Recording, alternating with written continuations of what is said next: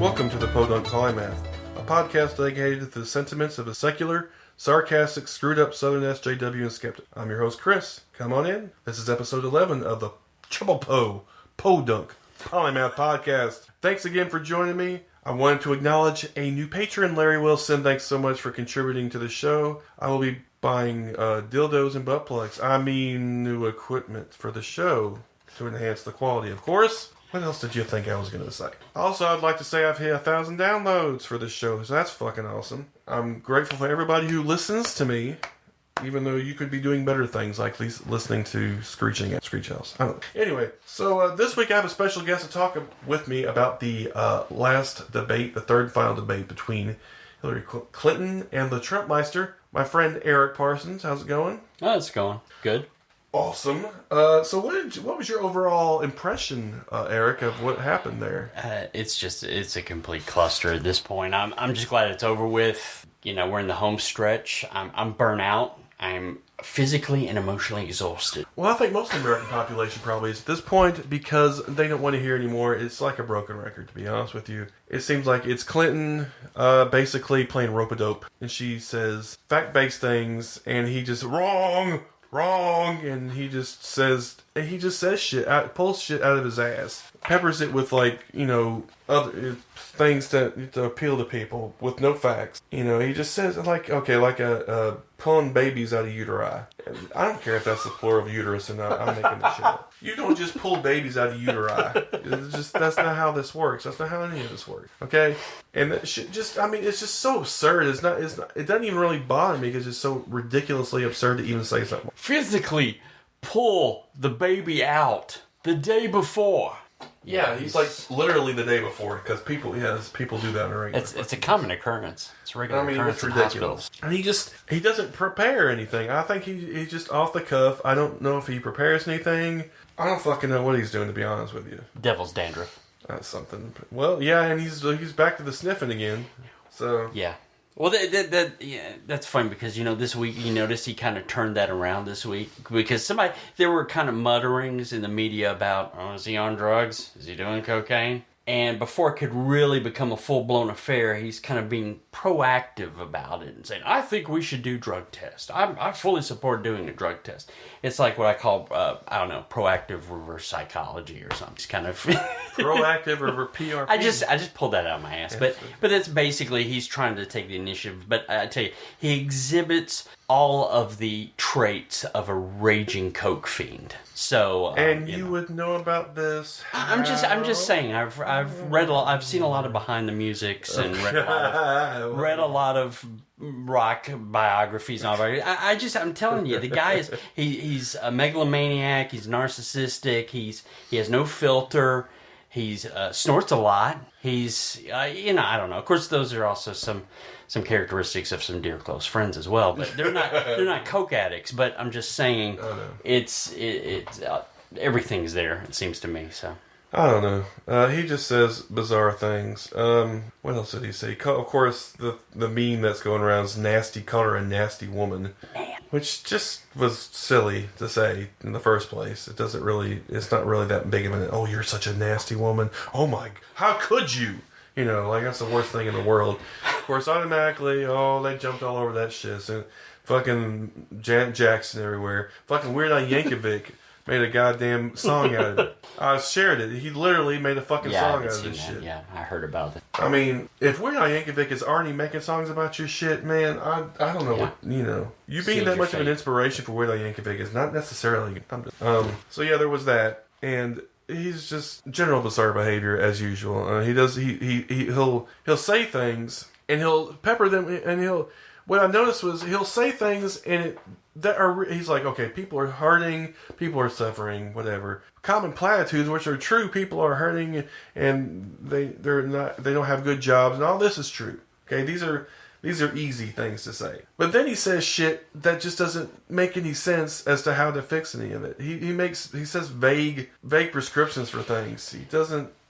That's one problem I've had with these debates. Nobody has, none of the moderators has come forth and said, okay, well, how exactly are you going to do this? How exactly are you going to fix this? Whatever. It's not, it's just been an all-out, they're just trying to push their buttons, pretty much trying to elicit a response, because they're just not, they're not asking the question that I think they should be asking. Well, to be fair, I think Hillary does a decent job in this context of this particular election of pointing out some certain facts about, she's talking about free school for people making under a certain amount, and then other but you're right, there's no specific prescription on how she's going to do any of this, mostly because Trump doesn't have a fucking clue how he's going to do even remotely how to do anything. Well, when we get there, we'll figure it out. There's no specifics, nothing. And like I said before, he skewed it to so far to the crazy, the crazy trans go so far in the other direction. Compared to what he says, she sounds like a fucking genius, no matter what she says. And that does a disservice to our democracy and elections in general, because you're not getting a good airing of what her actual weaknesses are, that I consider her weaknesses. And I still think, she can say all day that she's for living wage and that she's for the, middle class, blah, blah, blah, and that she's adopted some of Bernie's policies. But, that's all talk to me. Yep. And her past she was on the board of Walmart. Wall Street's been her friend from the very beginning. She was a fucking senator from fucking New York. You can't be a senator from New York without getting some Wall Street shit. And I don't care. I know her husband is not in the election. Don't give me that. I know that shit. But she was in that administration, and she was an active part in that administration, and she really rooted for all she went out and actively campaigned for these policies that he put forth that were harmful to people on welfare, and of course harmful to minorities, especially blacks, in sentencing, changing the sentencing laws, and of course the repeal of Glass-Steagall, and all that stuff. She was behind. She didn't personally do it. No. She was there though, and she was an very active participant in his administration. So I cannot completely absolve her of those things. I may be wrong. I may be surprised, but if Obama was, I drank the Kool-Aid when Obama was elected, thinking something was going to change. I was disappointed, and she's even further right than he was. So I don't see it. We'll see. I agree. You pretty much nailed it. So. As far as the debate goes, it's no contest as it usually isn't. It's apples and oranges. Orange. Okay, I thought it was funny. It's comparing apples and oranges. Okay, she's somebody. Who is it that said this? PG O'Rourke, I think, said this. She's bad within the normal confines of the political, basically. So she's just regularly not that great. He's so far off the deep end that it skews everything, like I said. So it's really hard to get a read on what's going to actually. I don't know, to be honest with you. I've never seen an election where someone's personality colored an election, overwhelmed an election so much, It's we're not getting to any of the issues, and we're not, nobody knows what the fuck's going to happen, because we're not actually getting any answers any fucking. And that's a disservice to the voters and to our fucking democracy, to be honest with you. It's ridiculous. So, she won the debate, but we all lost in the end, because nothing was learned and nothing was gained by any of these fucking debates. In fact, any of this whole election cycle has been a fucking shit show, as far as I'm concerned. Now, the Democratic side, I will say, Bernie coming over, he was the highlight to me of this election. Yep. Because he came out of practically nowhere and did more than anybody thought he could. So, hats off to Bernie. Oy vey. Yeah, even though I thought he stole it, but I don't know. He was inevitable. I could see it coming a mile away, though. He was always part of the establishment. He wasn't ever going to just break it. So, I don't know what I guess it's a little disappointing. Anyway, so verdict, Eric. Yeah, Hillary. Hillary. Yeah. So, yeah. Oh, yeah, Hillary won a debate. Woohoo. Yeah. She's going to be such a fucking awesome president. Yeah. Anyway. Whatever. For the palaver this week, I have a gentleman that I have interviewed before. He's a great guy. He wouldn't call himself a biblical scholar quite yet, but he knows a lot about the Bible. He's an atheist that knows about the Bible and enjoys learning about the Bible, and he has lots of tattoos. A paradox? Maybe, but he's a great guy. So stay tuned, alright? Hi, this is Dan, Ryan, and Matt with the Godless Revolution podcast. We've had a lot of great guests on this show. such as Russell Glasser, Dan Harrell, Brian Fields, David Silverman, Doug Mesner, a.k.a. Lucian Greaves, and Joey Kirkman, whom we love a lot. We've also had a lot of really cool local guests. And we're a podcast that likes to fight for the separation of church and state and against anti-skepticism of all kinds. You should give us a listen, because if you don't, you're going to be really sad. Make your ears happy. Listen to the Godless Revolution podcast. Hey everybody, this is X. And I'm Kyle. And I'm Felicia. We're the Utah Outcasts. 3 out, unashamed, and active atheists living in Utah. And we are personally inviting you to let us love your ears each and every week. As we take the news, current events, and pop culture and give it a little twist. A love twist, with consent. And we'll be joined each week by a special guest to tell us what makes them an outcast like us. Come find us. The Utah Outcasts. On podhell.com, Stitcher, iTunes, Google Play, Facebook, Twitter, and YouTube. And on UtahOutcast.com. We finally bought that domain off the kids handing out mixtapes in the mall. Come be an outcast with us. Take care of yourselves out there. Bonne nuit. And you're welcome. Welcome to another edition of the Palaver here on the Podunk Polymath Podcast. This week I have a gentleman with me that I have spoken to before on my previous podcast. He is a friend of mine, or so I like to think. He is an awesome guy all around, or at least I think so. He is some dickbag who thinks he wait a minute, that's the wrong one. Author, blogger, and humanist chaplain. I'm sorry. It's fine. Send you the joke one. Yeah, you shouldn't have done that. Anyway, I'd like to present to everybody my friend Matthew O'Neill. How's it going, man? Hey, I'm doing well. How are you? Hanging in there. Wanted to have you on, first of all, because you're a cool guy to talk to in general. Well, thank you. I like to. You are too. Thanks. Well, thank you, sir. Yeah, I wanted to have you on. First of all, I want to tell everybody I've read just about every book you've written. First of all. I still haven't read the last one yet, though. I need to get around to that. I think you're a great writer, and I always try to review your books and, try to share it every time I see it on Amazon. But why don't you just give us a brief introduction of, what you do and what you write about? Sure. When you say what I do you mean like what I actually do for work or what I do on the side with the writing and everything? I guess both. I mean, okay. Are you still in school for the? Yeah. So I'm presently still a PhD student in biblical studies. But that aside, I also have my master's degree in theology. I do like to emphasize with everyone that even though that's what I do study, it doesn't mean I necessarily follow the tenets of the faith. I'm more interested in it from a historical, critical perspective, looking at the Bible sort of in the context of when it was written and how it does not apply to our modern understanding of the world. The books that I've written, I wrote one on the historical Jesus, or I guess part of it was the historical Jesus, if one can be identified. I don't want to single out the people who might identify as mythicists, but I looked at the book was called You Say That I Am, Jesus and the Messianic Problem. It actually looks at the claims of Jesus being the Messiah and how we can know that Jesus was not the Messiah. My second book was What the Bible Really Does and Doesn't Say About Sex, and it talks about the various positions that modern day evangelical conservative Christians take on sex and sexuality and how they are they're basically taking the Bible out of context to get a message that they are comfy with because they find certain sexual things icky.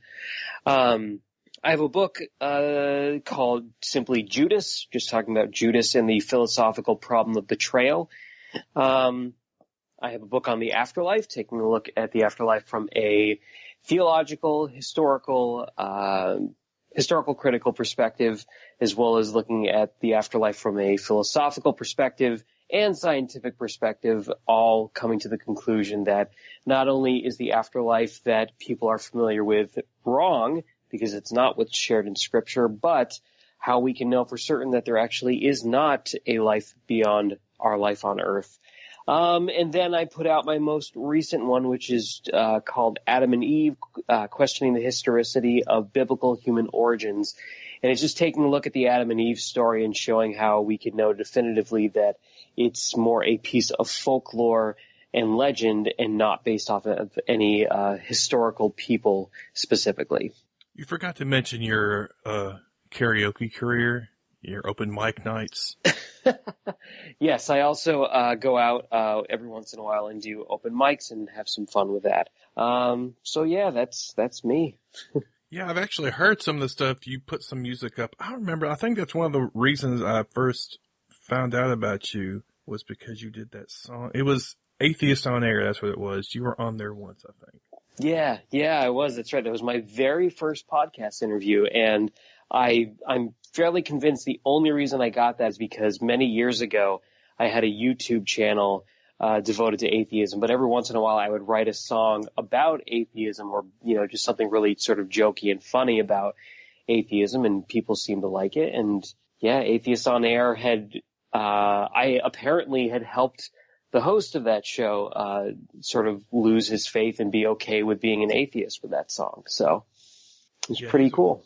Cash is a real cool guy. I remember, that was one of the first podcasts I listened to. But I think it's interesting that you were an atheist and that you study this stuff. And I think you don't hear that too much. Usually biblical studies, it's usually believers and such, or I assume so. Yeah, and I mean, that's sort of one of the interesting things. I'm producing this weird niche of literature about, I study this stuff, but I study it very specifically because I don't believe in it. And, I had approached it from just a perspective of I don't believe in it, and I wanted to know why I don't believe in it and why it makes more sense to sort of look at this stuff as folklore and, and helping people sort of find their identity in the world rather than it being the moral, unquestioned word of God. And, I don't know. I think it gives me a sort of slight advantage in these arguments I get into sometimes with people, but it's, it's like I said, it's understanding, like, I don't believe this stuff, but what is it that I really don't believe? So sort of the way I look at it. So which came first, the chicken or the egg? Were you already an unbeliever when you got started in this, or were you a believer first and then you started studying it and then? Well, so it's actually kind of interesting because, I grew up in a Catholic household, and very devoutly Catholic. I'm actually one of 10. So, Jesus Christ. Yeah. People's first question is usually, are you Mormon? And I am neither. But so grew up in a very devoutly Catholic household. And when it came time for me to apply for college, the only one that accepted me was the school that I got both my bachelor's and master's degrees from. But so part of the curriculum, I was a music major for my bachelor's degree, but while I was, pursuing that degree, part of the mandatory, what's the word I'm looking for? So part of the class, one of the classes you had to take, or a couple of the classes you had to take, were in religious studies. And it could have been anything, but I was like, I grew up Christian, grew up Catholic. I can do the Christianity courses and glide right through them. And I was horribly mistaken. I mean, the real advantage for me going into those classes was that, we had biblical scholars who taught the classes, but they taught them from a very liberal perspective. And so they did very much sort of what I attempt to do through my books, which is, okay, a lot of this stuff is folklore, and, there's a historical context to this that really matters and is overlooked in the public arena. I remember very specifically, in my New Testament course, the professor who led it, who was also an Edmundite priest, we got to the book of Revelation. He's just like, I gotta be upfront with you guys. This is all nonsense. Like, it's so difficult to understand this. There's no way that this can be looked at and, like, we can say, yes, this very definitively means this. It's like, it's a bunch of malarkey. And so for me I was like 21, 22 at the time, because I waited until my senior year to do it. it was bizarre to hear a priest say that anything out of the Bible was hokey, but he just caught my attention so well. And so that was when I really started like questioning stuff like, okay, you know, I learned at one point that the Adam and Eve story is more or less just made up. There's a lot of other stuff that as I grew older and learned more stuff, like this is all made up. And now I have a priest telling me that this stuff isn't really real. And so it took me about a year beyond that before I think I definitively ended up losing any trace of faith. But so from that point, I was still interested in knowing about, you know, the history of the Bible. I mean, the shows that I really gravitated towards on TV were like History Channel shows where they're like the secrets of the Bible or books that didn't make it in. And that stuff always fascinated me. And it was like, oh, there were giants in the Bible and there were all these weird stories, these apocalypses that never made it in and things like that. And so I just started reading independently and it just from there was like, it became this all consuming thing. I mean, there were a couple other points where I really became much more fascinated in it, but it all inevitably after losing my faith led up to me being like, I want to pursue a degree in this. And so then I was accepted into the master's program at my alma mater. And, I was actually the last student they accepted in because it was so unpopular that they were closing it down, even though it was a Catholic school. So got into my master's, sort of dabbled in some other areas of study and was just like, you know, I really want to go for the PhD and like really definitively, you know, define myself as an expert and a scholar in this arena. And so that's kind of where I'm at now. Why do you think it's so interesting to you? What about the biblical studies is so fascinating, do you think?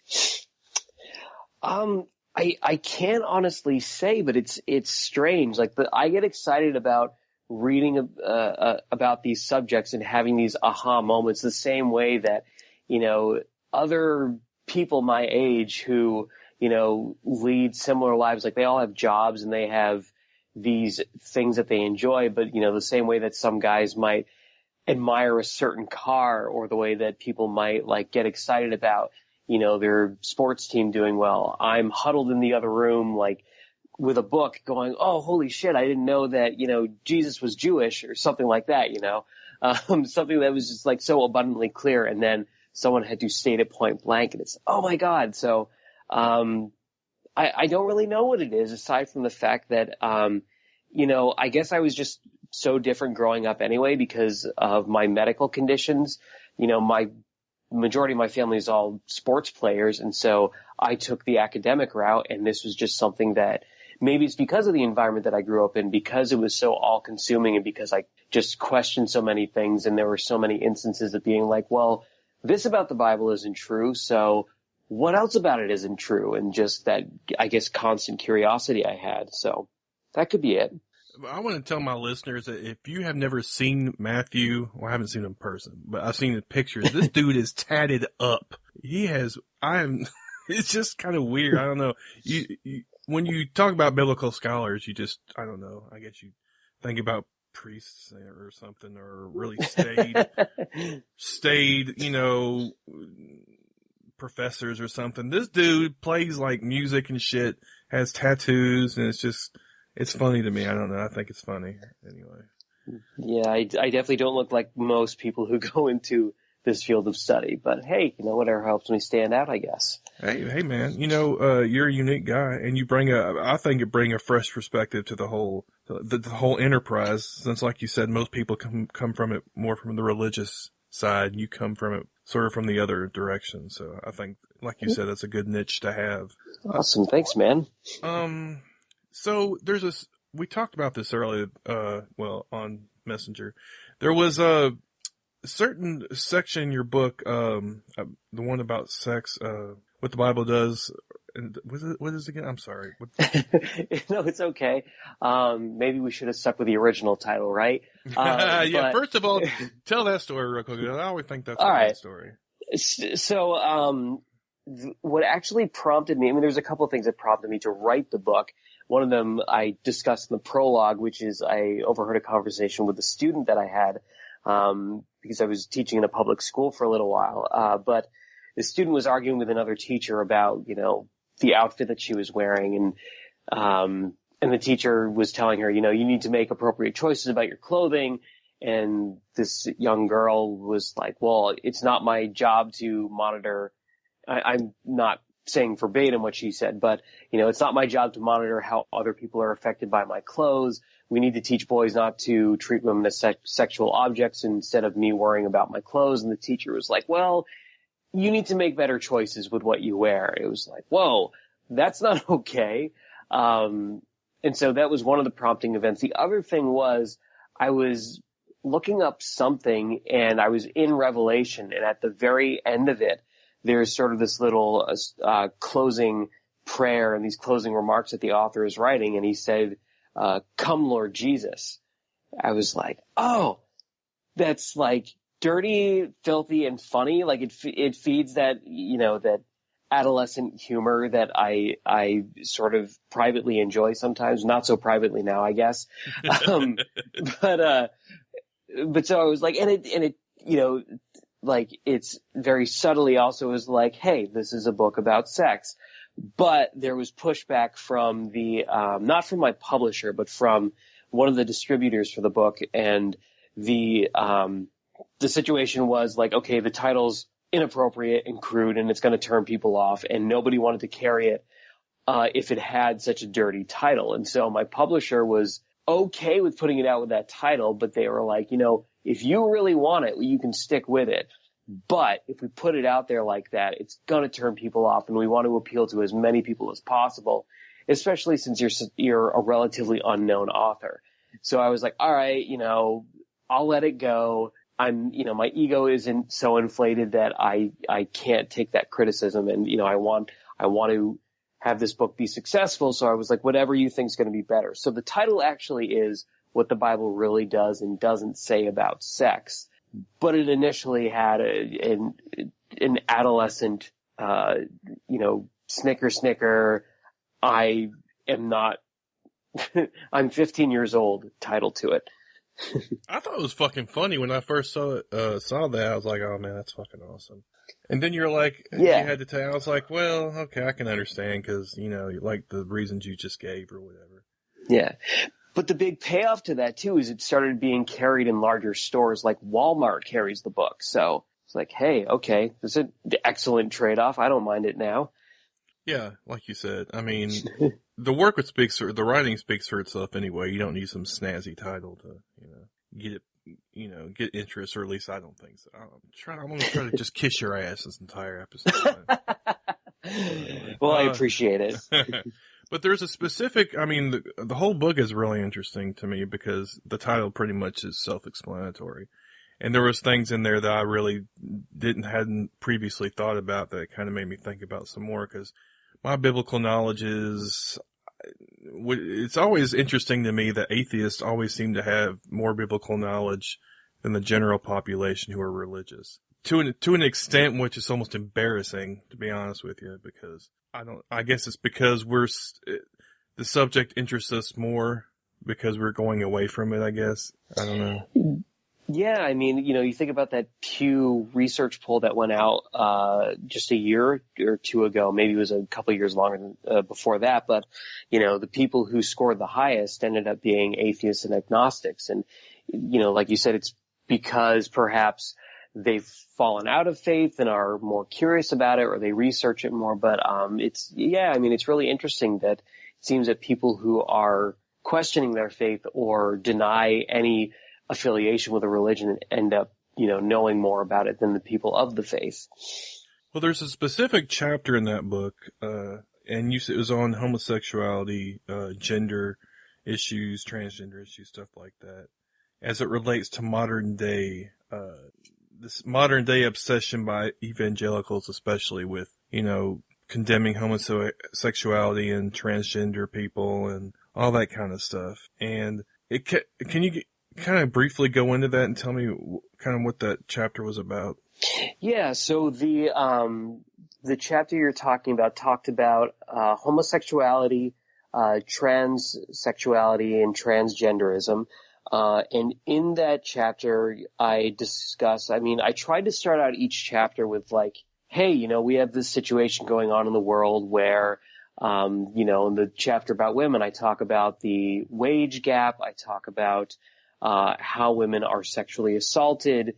It's 1 in every 6 women, at least in the U.S., will be sexually assaulted in their lifetime, or an attempted sexual assault will happen. And 90% of sexual assault victims are women. And I talk about, at the beginning of each chapter, I basically laid out, like, here's the condition of the world today, and then explaining here's the biblical background and how, as time progressed, how it adapted into these situations that we're in today. So with the chapter in question, I talk about, in the modern world, at least within the United States, there's incredibly high numbers of reports of people who identify in the LGBTQIA. Is that all the letters? I'm trying to think. I think it is, but at the end of it. Yes, I'm sorry, you're right. There's a plus in there too. But so all the people who identify in these categories, there's extremely high numbers of reports of violence against them. There's high murder rates against them.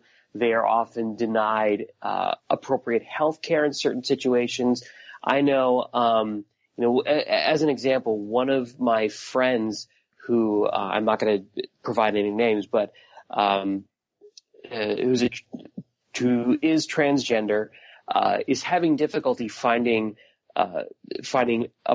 adequate mental health care right now because this individual is transgender and can't find any counselors to be able to help them. And so I think they actually are receiving their services via Skype because the only person they could find to help them was out of state somewhere. And so, there's all these problems going on in the world today, basically, and it stems from this really inappropriate or incorrect knowledge of what the Bible actually says about homosexuality, transgenderism, transsexuality.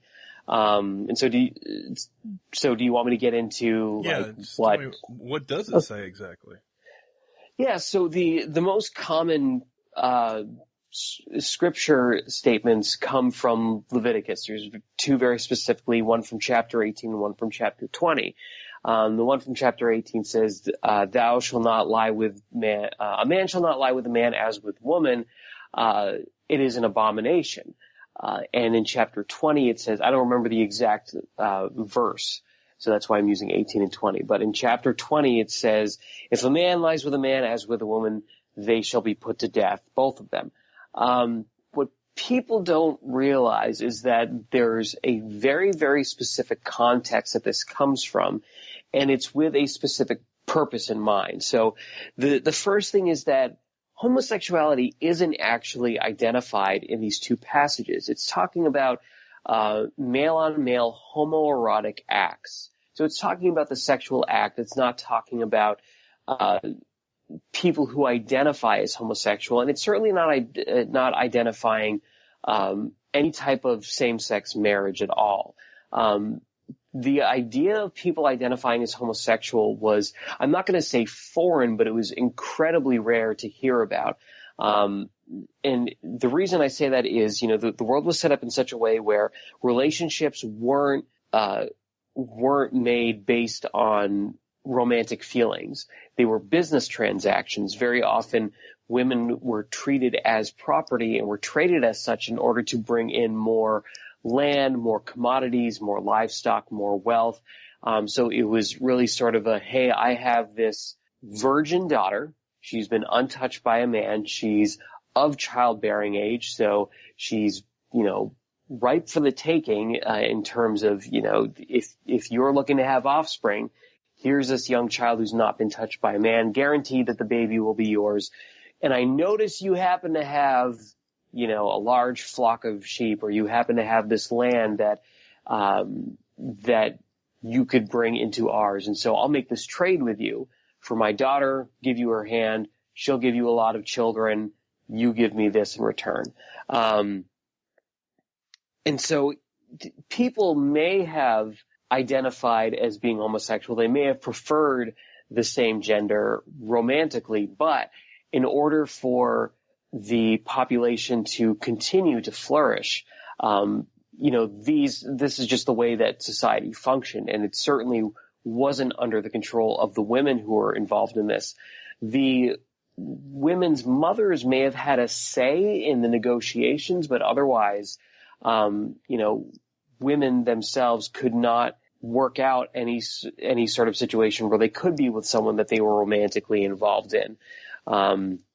And so with that being said, the homosexual relationships still certainly happened, but you had to be among the financial elite because, again, these were worked out as business deals, mostly because in order for the population to stay the same, so you think about, if this were sort of the same circumstances today, in order for our population to remain the same because of how poor their medical knowledge was, the incredibly high death during birth, not just of the child, but of the mother who is giving birth, because they didn't have any of the medical technology or know-how that we have today. It was like a 50-50 shot that the woman was going to die in childbirth, and each couple needed to have 5 children just to maintain the population that they had. So that's why these rules were set out the way they were.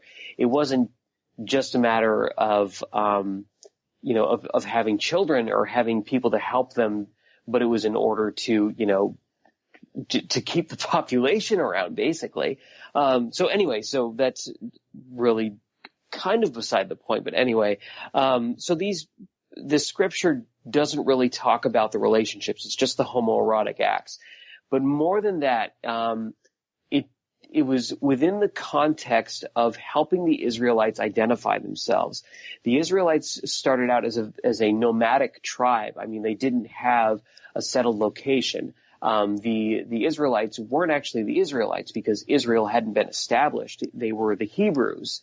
And so the Hebrew people, the biblical tradition says that they were this nomadic people in the land of Canaan, and then they were enslaved in Egypt. And we have no archaeological evidence to support any of that. But so the Israelites were in this land or the Hebrew people, I keep having to correct myself because they went through so many name changes, but they were in this land of Canaan, and they needed to distinguish themselves from the Canaanites. And so the interesting thing is in the chapter 18 verse where it says, man shall not lie with man as with woman, it is an abomination. The word abomination actually comes from the Hebrew, toheba hagoyim. And the way that translates into English isn't actually abomination, but it is unclean. It is it actually translates to the uncleanliness of the Gentiles. And Gentiles were really anybody who was not an Israelite. So it was not someone who identified with what is now called the Jewish faith. So these people who were the Hebrews, who then became the Israelites, they distinguished themselves as not being like anyone else by, not allowing men to sleep with men, by not eating shellfish, by not planting similar grains side by side, by not having different fibers in their clothing. And so, if you notice, there's this trend in Leviticus with the laws of keeping things separate. And that's what the Hebrew people, I almost did it again, what the Hebrew people were doing with these laws is they weren't setting up these long-term laws for people, not to have homosexual relationships or even homoerotic relationships. But it was to distinguish themselves from other cultures. And the other interesting thing to point out about that is, even though it talks about male-on-male homoerotic acts, there's no laws prohibiting female-on-female homoerotic acts. The closest thing we have to that is actually in chapter 18 as well. A couple verses before the man shall not lie with man as with woman, the closest thing we have to that is 2 women cannot be romantically involved with one another, or at least see one another naked if they are sisters. So as long as they're not sisters, having 2 women nude together was perfectly okay. And the reason for that was this was written, again, very specific context to a very specific group of people. More than that, it was written to a very specific gender. All these laws and all these rules, I mean, if you look at the 10 Commandments in whatever form they come, because there's 3 different sections with varying laws in them. The 10 Commandments are all about, you shall not covet your neighbor's wife. You shall not covet, it's talking about you, and the gendered version of these Hebrew words are all male. So it's talking to the men of the Israelite or the Hebrew people. So it was a sign of great wealth having multiple wives. I mean, you think about King David, King Solomon, who was apparently the ultimate pimp back in the day, had something like 300 wives, 700 concubines. He had this huge entourage of women that were all just basically there for him to have sex with, because he could sire more children that way. So having multiple wives meant that you were a person of great wealth and of great importance and power. So that's why we don't see a lot of anything talking about female on female homoerotic or homosexual relationships or acts or laws or anything like that. But so that sort of touches more upon the homosexual side. There's some of that in the New Testament too, in the writings of Paul. But when Paul talks about it, it's sort of the same thing. No male on male homoerotic acts, but it's in the context of, if you do these things, that's a sign of idolatry. So it's a sign of worshiping other gods, which, in other words, separated them from the Jewish people or from the Hebrews or the Israelite faith, because Paul was a Jew. He just happened to be a Jew who thought Jesus was the Messiah of the Jewish people. But so that aside, there was also these other verses, and I forget specifically where. It's in Leviticus. I'm fairly certain it's within that same section between chapters 18 and 20, where it talks about men not being permitted to wear women's clothing. And this actually is because in these surrounding cultures, there were men who dressed up in female clothing, but they did it to worship a particular god. There are stories of people born biologically male, or at least physically anatomically male, who would perform homoerotic acts as a tribute to their god, or to their goddess.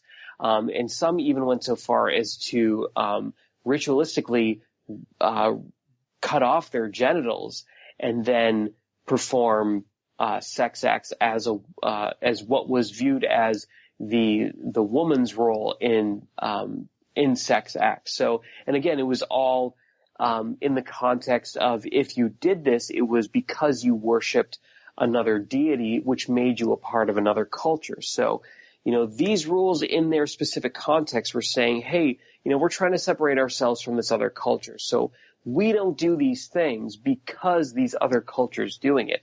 It was never set out as a rule to be like, long term forever and ever and ever. People 2,000, 3,000 years down the road are going to look at these rules and say, oh, this applies to today because, homosexuality is icky and that's what God wants. No, it was in that context, that very specific context, it separated them from outside cultures and separated them from idol worship and separated them from worshiping the wrong God. So that was my very long-winded way of saying that's how it applies in its original context. Now, let's bring that to present day and evangelical types trying to use the Bible as an excuse to basically be homophobes and to discriminate against LGBT people and all that kind of stuff. So basically, they've misinterpreted the Bible, is what you're saying, or you think they have. Well, yeah, and I think that that's what's going on. Of course, the problem is, it's that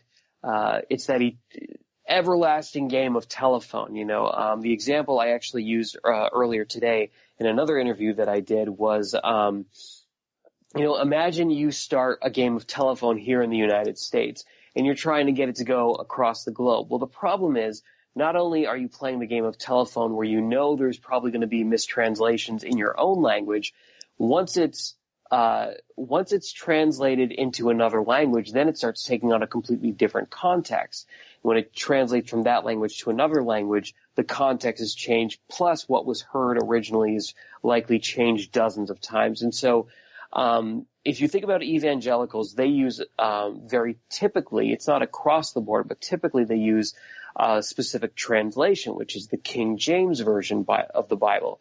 And if you go back to just when the King James Bible was originally translated from Hebrew and Greek into what it became in that specific English version, the translations were done horribly. I mean, it was also during a time, the King James Bible was written during the 17th century, and it was during a time when there were awful pandemics taking place. It typically happened in poorer sections of London and of the bigger cities during that time. And so when they wrote them, the people who transcribed them, who translated them from Hebrew and Greek, and sometimes even Latin into the English language, they looked at sections and were like, well, it's saying this stuff, but if you look at it today, there's all these poor people and they're being afflicted with these things. So it's obviously specific to poor people who can't get medical treatment or who are afflicted with these diseases. So we're going to kind of slant it in that direction. And so, even at the time when it was first published and released to the public, people were noticing, especially people who were knowledgeable in Greek and Hebrew, like these translations aren't good. They've mistranslated the words and they put them in the wrong context. But all that feedback was completely ignored and brushed aside because they said, this is right for us and this makes sense in our context during this time. So we've already got problems just from having it translated in those languages into English. And then you play that out over the centuries and the cultural shifts that take place and, how that message is translated and how it's applied to the modern day. I mean, we have problems just taking the versions, the closest we have to what was very likely written in the original versions. I mean, we don't have those manuscripts, so we can't say. I mean, some of the earliest copies that we have are centuries at least removed from when they were when we believe them to have been originally written. So that's a problem. But then, going 2 millennia where different people are interpreting them in different cultural contexts, well, what we have today is certainly not what they had 3,000 years ago when the Hebrew Bible was put together, or at least certain sections of it. Forget, when it was just translated into an English or into a language that we speak today. But so it's being misinterpreted from its original language, being misinterpreted from its original context, and being misinterpreted from a position of what, we are experiencing today is incredibly far removed just from what we were experiencing 50 years ago. Forget, 3,000 years ago. So it makes no sense to apply that to today. It would be like looking at, The Great Gatsby and being like, well, okay, looking at what these characters are talking about, how does that apply to my modern world today? And it doesn't at all. I mean, these are, if you look at just the Exodus and the Moses story, like we have no archaeological evidence, nothing to back up that story ever took place. So it's like looking at The Great Gatsby and saying like, well, these stories apply to today and all these rules that they followed then apply to today. Well, it doesn't at all, and so when we try to take our modern values and put them onto these ancient writings, there's this, there's got to be cognitive dissonance somewhere, and there's got to be a point where, and that's maybe where the saying God works in mysterious ways comes from. It's like, well, we can't make sense of what this writing that is 3,000, 2,000 years old. So God works in mysterious ways. And also we can't explain why, infants get cancer. So, yeah. So what you're telling me is that we should not probably take advice in 2016 from a book that was written over 2,000 years ago. or most of it was. I mean, Yeah, is that what you're telling me, Matt? I mean, that is very much what I am telling you. Yes. It's almost if you shouldn't listen to a bunch of fucking sheep herders who didn't know where the sun went at night or whatever, and use it for a modern. I don't know. Yeah, I'm being sarcastic, obviously, but I mean, it. Of course, this is a larger issue of using the Bible as basically your guidepost for anything at all, really, morality in general, but specifically, of course, to the LGBT issues and such. Yeah, absolutely. I mean, when, you think not just about how limited their medical knowledge was, but just their knowledge of the world in general. I mean, as far as anyone knew, what the Persians and the Romans owned and commanded over, like, that was it for the world, So, anything beyond that, beyond what they could see with their eyes and feel with their own feelings, like, nothing else really would have made sense. I mean, I guess the best way to describe this is, people couldn't even read back then, unless they had money. People had no concept of math, which is super important for understanding how the world works, especially when it comes to knowing algebra and physics and things like that. So, if people can't even count, can't even read, can we really trust them when, the few who can afford to teach themselves to read and write, can we trust those people? Yeah. I always found that extremely interesting. People who say they take the Bible literally. I'm like, really? Are you sure about that? Because I'm pretty sure you're probably eating shrimp, and you're eating shrimp, bacon, probably shaving their face, something the Bible prohibits people don't know about. They've got tattoos. Mixed fibers, wearing clothes with mixed fibers and all that shit. I mean, yeah. I don't think people really pay attention. Of course, that just goes to the whole, quite honestly, this country, this anti-intellectual kind of thing that's been going on for quite a while. And Trump, I think, is kind of he kind of represents that whole anti-intellectual urge or whatever that's kind of sweeping the nation. Yeah, yeah. So it's pretty bad. I mean, I could go on and on about Trump, of course, and just watch the news. You don't have to listen to me, obviously, because he's all over the fucking place, So yeah. But I think we should also talk about Christianity as a movement. Now, and of course, you mentioned you're a humanist chaplain. Sorry. Yep. No worries. I wonder if. And I've kind of thought about, from my early day when I was an angry atheist, I thought Christians were all bad. Of course, some people start out that way, Of course, I never really thought that per se. I was just, But now I'm there are Christian humanists as well as secular humanists. So I think there's a role. Do you think there's a role to play for Christians or people of other faiths in the humanist movement? I mean, I think there absolutely is. It's not really just about what you believe. It really depends on the environment that you grow up in and that you're exposed to growing up. I mean, I take issue with people who believe only because if people believe certain things, then that opens the gate for other problems. Like someone who, my neighbor next door who might be an incredibly soft Catholic, cafeteria Catholic, who is pro-LGBTQIA+, who doesn't think women should be treated poorly, who, is an incredibly nice individual, a humanist who happens to be a Christian, who believes in God and the afterlife, well, then they're going to be permissible and not question their Christian neighbor who's a little more fundamentalist, who's like, you know what? I'm not okay with abortion. I'm not okay with contraceptive use. And, I believe in the afterlife. I believe in God too. So they have that one common thread. So anyway, it becomes this slippery slope where, okay, this person's a good person. Anyway, I guess that's a side issue, but in my personal opinion, like I take issue with the belief because it's a fantasy. It has no foundation in what we do know about the world, and we can demonstrate that these things aren't real. And we can demonstrate. Sean Carroll has done an excellent job of demonstrating how we can know the afterlife doesn't exist.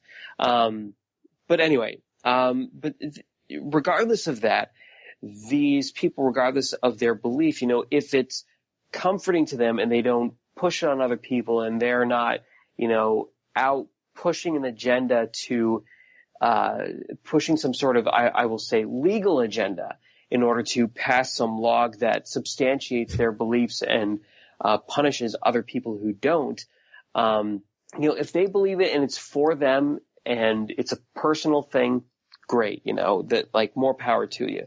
But so, I guess I would frame it in this way that, just because I'm an atheist, I'm not necessarily going to push my beliefs on other people. But, if you're saying bad things and it's part of your belief system, I'm going to say something about it. If it's something spoken poorly about people who are of a certain sexual orientation, who identify as a gender that they may not have necessarily been born identifying with, or had identified for them when they were born, I guess is the way to say it. I'm not going to denigrate people like that. And there are Christians who will do the same. There are Christians who will not, who think that, same-sex marriage makes sense, that people should be able to love who they love, and there's no issue with that. People should be welcome to identify as the gender that they feel is right for them, and that makes sense for them. And we shouldn't treat women as second-class citizens. We should believe them when they tell us that they've been sexually assaulted, and not made fun of and belittled and told that they're making it up. And so those are all great things. It's just the difference is that, we see eye to eye on everything. It's just we don't when it comes to a belief in a God or an afterlife or, Jesus was the Messiah or anything like that. But, there are terms out there like Christian atheist, which seems super bizarre, but, there's this movement of people who, accept that, Christianity stems from the message of this itinerant, illiterate Jewish preacher. I'm sorry if people take offense to that, but that's just the way it was. Jesus didn't have access to public education the way we do today. But so, we have this Jesus guy who had this great message, and people follow that message and they're like, but the whole Messiah thing, that's exaggerated. There's no supernatural element to it at all. And so there are these, there's Buddhist atheists. I'm sure there's secular Muslims or Muslim atheists, people who think that there is this positive message to take out of Scripture, but, they take the supernatural element out of it, and they are humanist to a certain degree. So there's sort of this like mix of people from all walks of life who accept certain scriptural points, or people who are like, I'm a Christian, but I'm a Christian who doesn't believe in God, or I am a Christian who does believe in God and an afterlife. And you know what? I think you shouldn't be shitty towards other human beings. So, I keep my beliefs to myself. It's a personal thing. I'm not going to espouse it to other people. And if you're being shitty with your faith, I'm going to say something about it.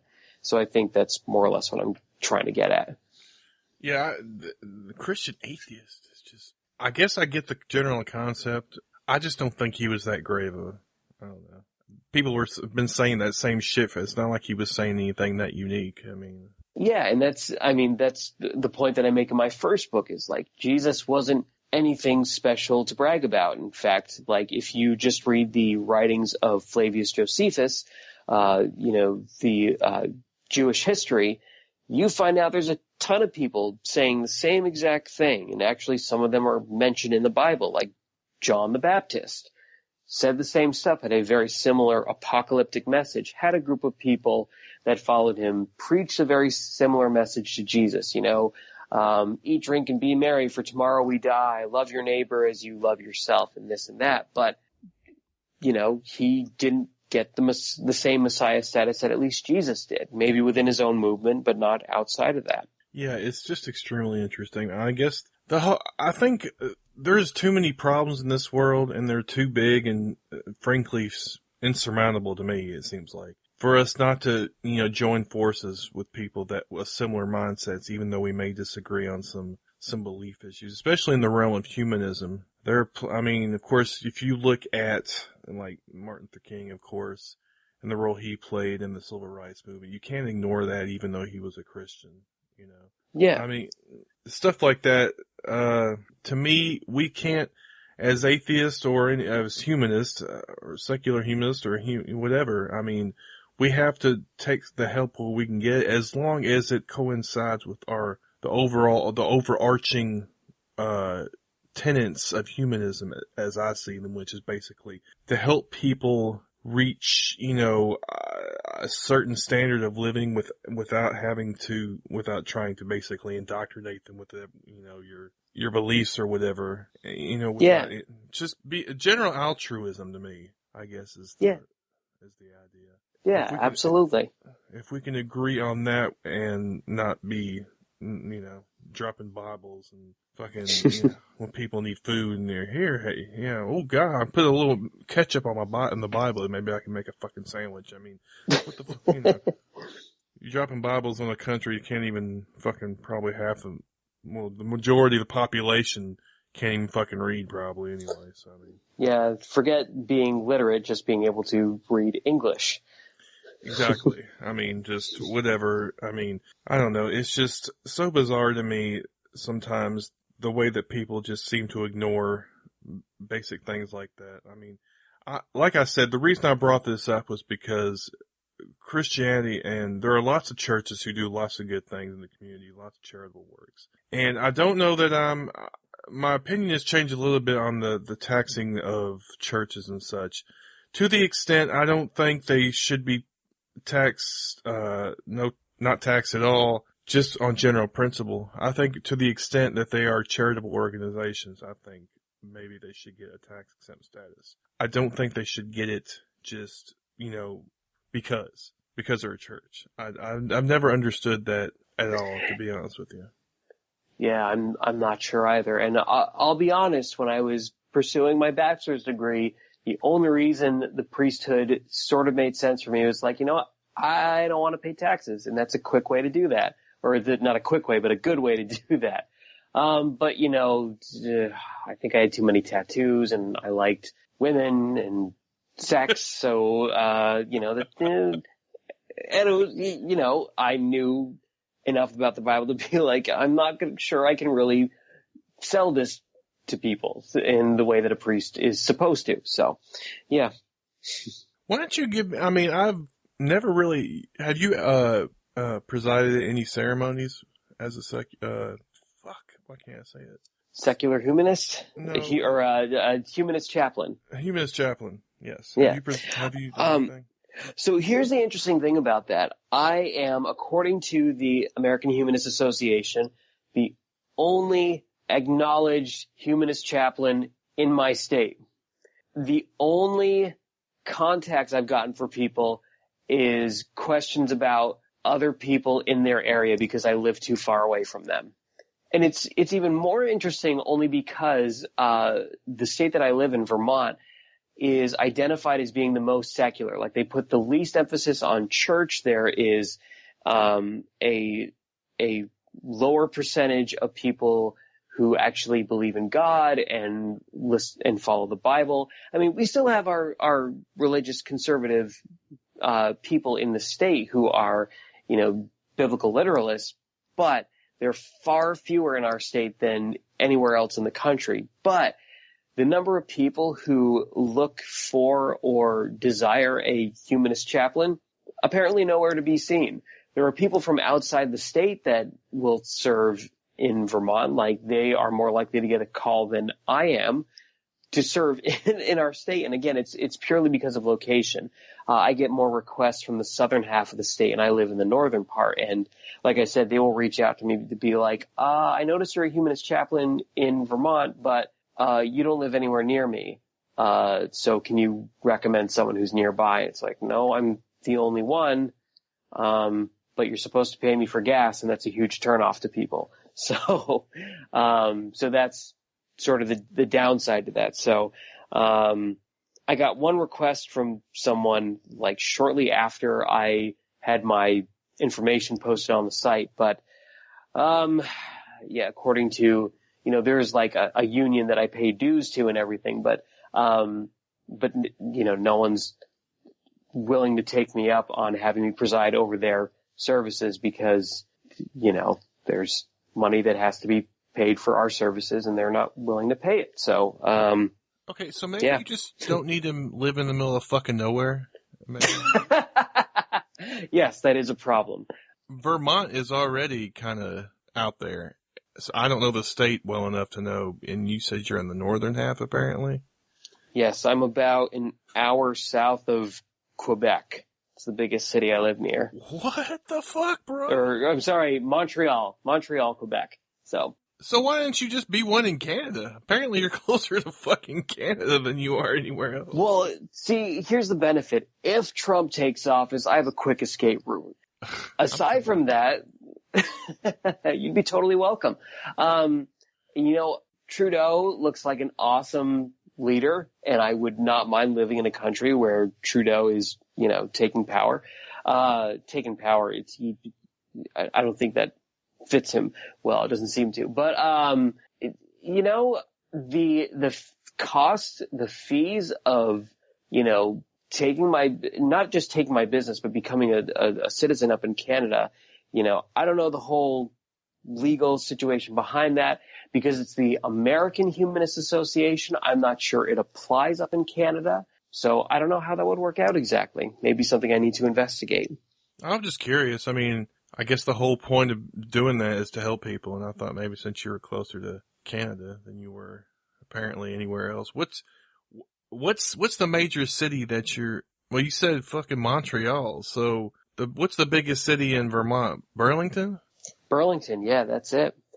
And I think there's only something like 90,000 people that live there.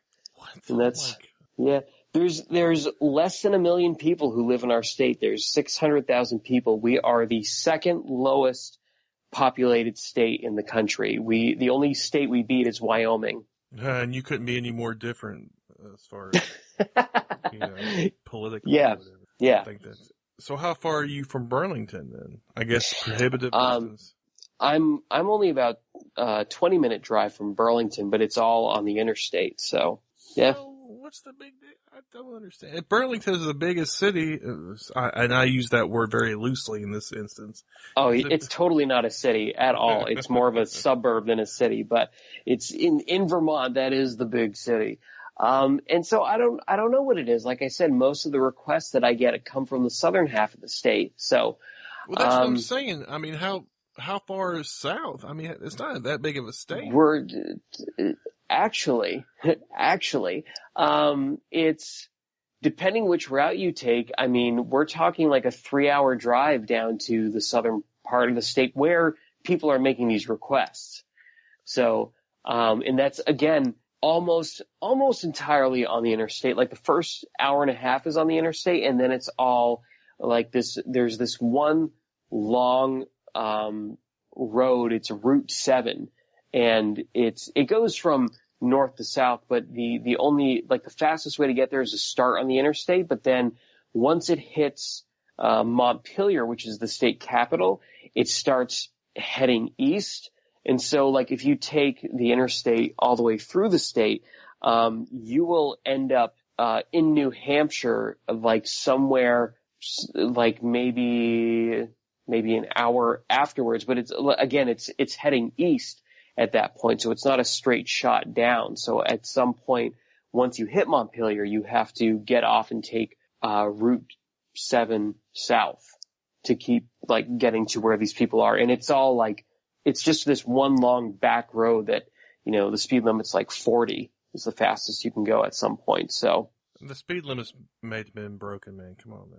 It is, but even if I'm breaking the speed limit, I'm so paranoid about getting pulled over and having a ticket, because the last thing I want is to have whatever whatever income I might make from doing these events would go out the window getting a speeding ticket. And I have not gotten a speeding ticket in 14 years. I'd like to keep that. Man, you're not a very good rebel, man. You're just not very good. I'm gonna need you. Sorry. I'm gonna need you to do something rebellious or something. I don't know. Think of something. You know, I have rebellious stuff in me, but it doesn't involve speeding. So okay, well, maybe it's stuff. Just do something else. You don't have to tell me what it is. Okay, just do something. I don't know. There's stuff that happens. Trust me. I'm sure there is. You're a bad boy. Anyway, why don't you tell everybody where they can? First of all, where they can find your books? Are they at the regular places? So, not all of them, but a couple of them can be found in Barnes and Noble. You can find them on Amazon, the iBook store, Nook, Kindle readers, anything like that. So any of the typical traditional, at least online spots and digital versions you can find there. But there's only, I think Barnes and Noble and Walmart. Walmart, you can find one of my books, but otherwise Barnes & Noble, you can find a couple. Otherwise, they're all available digitally through Kindle, iBooks, and Nook.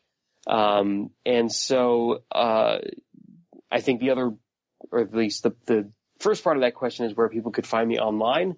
Was that it? Sure. I didn't ask you yet, but go ahead.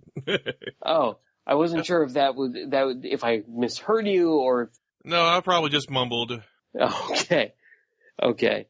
Or maybe I'm what's that? You want to know where people can find me? Here's my phone number. No. Oh shit. So, my Twitter handle is, it was supposed to be MW O'Neill, but that was already taken. So every version of what I thought I could put together to be my name that made sense was already taken by people, because apparently I have the most common name ever when it comes to Twitter. But so my handle on Twitter is M as in Matthew, W, O-N-E-I-I, but the second I is uppercase, so it looks like M.W. O'Neill, but it's two I's. M-W-O-N-E-I-I. You can also find me on Facebook.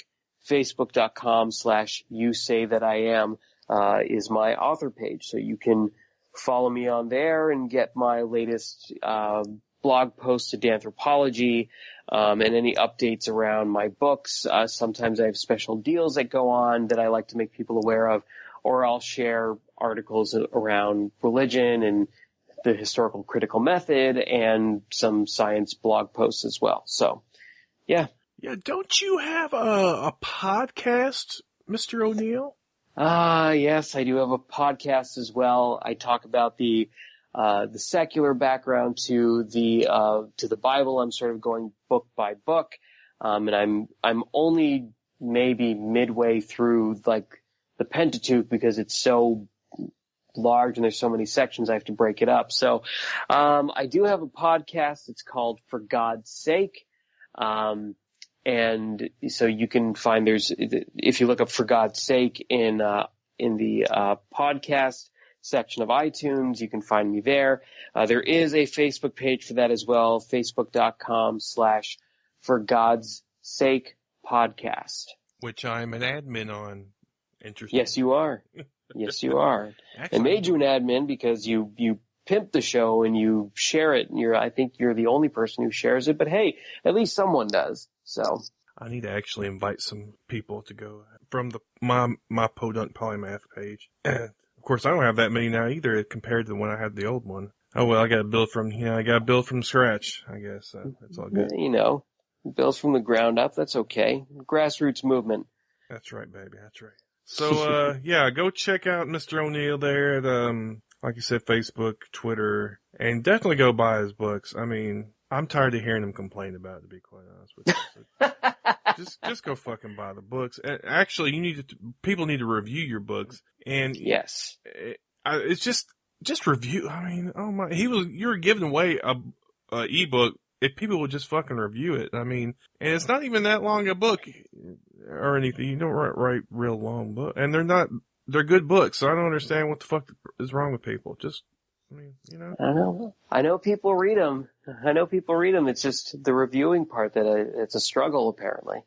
So. Yeah, I have to admit it's hard for me to review stuff sometimes. I don't know. I guess I got too much other shit going on because I'm such a busy guy, you know. No, it's understandable. People lead busy lives. I don't expect them to drop everything just because I would like to have reviews on my books, but, you know. You're too nice, man. You have to review the fucking, man. You gotta be, you know, you gotta put a little oomph into it, man. I'll be your, my hype man? Yeah, your hype man. I'll be the Flavor Flav to your Chuck. Okay, I expect you to start wearing necklaces with huge clocks on them now. That would be pretty fucking funny, wouldn't it? It'd be pretty funny. It'd be like a cuckoo clock, though. That'd be funny. I'd pay money for that. I would do it. You wouldn't even have to pay me. Anyway. Awesome. Deal. All right, man. Well, thanks for coming on and talk to me.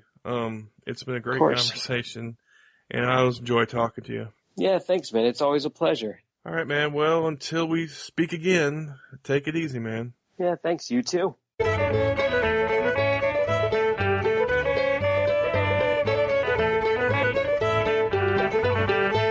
That'll do it for another episode of the Podunk Polymath Podcast.